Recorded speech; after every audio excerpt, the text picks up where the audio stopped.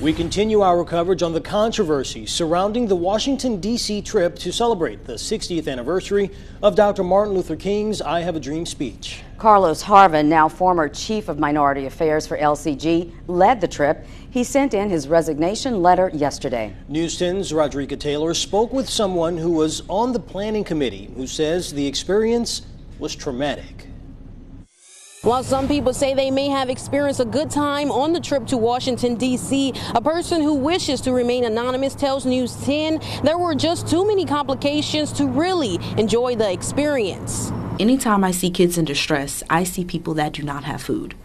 I'm not having a good time regardless. The anonymous person says she was part of the planning committee with Carlos Harvin and others. She says while on the 6-day trip to Washington, D.C., there were constant requests for more money when they were promised the trip would be covered with their payment of $400. That was supposed to include everything about the trip, including the hotel space, the air travel, transportation, breakfast, and dinner. She says it was because of LCG involvement she felt willing to go on the trip with her organization.